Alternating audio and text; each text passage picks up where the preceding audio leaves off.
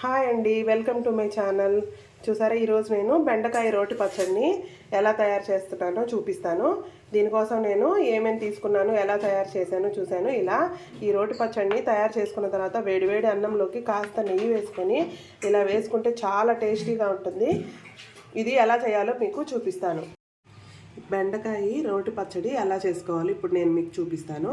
ఇందుకోసం అని చెప్పి నేను ఒక బౌల్ తీసుకొని ఫస్ట్ దాంట్లో వాటర్ తీసుకున్నాను. ఇందులో కొంచెం ఇట్లా కల్లు ఉప్పు వేసుకుంటున్నాను.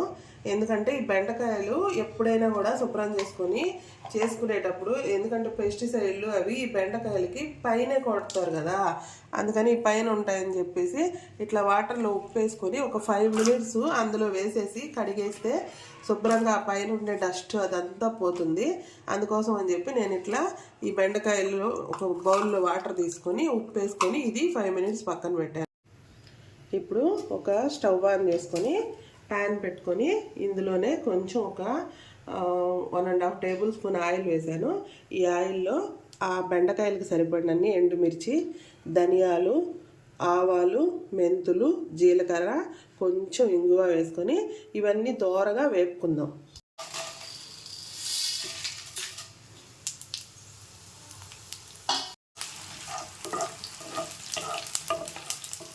ఇవి మాడిపోకుండా వేపుకోవాలండి, దోరగా వేపుకుందాం.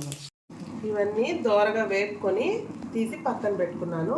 ఇప్పుడు ఈ బెండకాయలన్నీ ఇలా మనం నానబెట్టుకొని ఉన్నాం కదండి, వీటిని శుభ్రంగా ఇట్లా పైన అనేస్తే ఇదంతా పోద్ది. చూడండి, వాటర్ కూడా ఎంత డస్టీగా వచ్చాయో.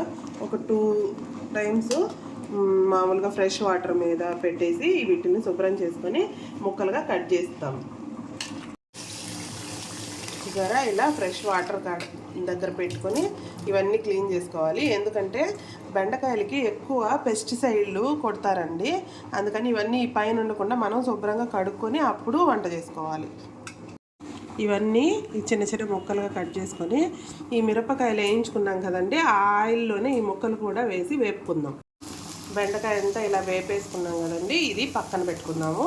తర్వాత ఇదే ఆయిల్లో చూసారా, ఒక టమాటో చిన్నది, కొంచెం చింతపండు వేసి దీన్ని కూడా కొంచెం అలా వేపుకుందాం.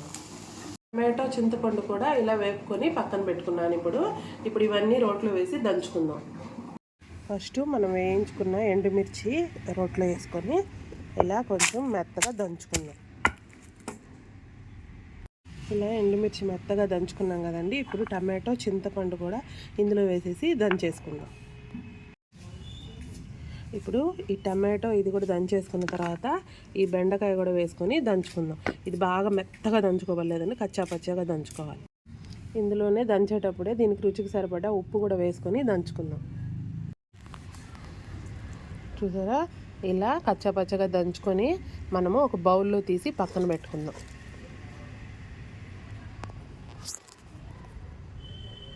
ఇప్పుడు ఒక ప్యాన్ పెట్టుకొని అందులో 1 స్పూన్ ఆయిల్ వేసుకొని ఒక ఆవాలు, మెంతులు వేయక్కర్లేదు, ఆవాలు, జీలకర్ర, పచ్చిశనగపప్పు వేసి దోరగా వేపుకుందాము. తర్వాత ఒక కరివేపాకు మట్టలు ఒక 2 వేసేసి ఇందులోనే తిరగమాత పెట్టుకుందాం.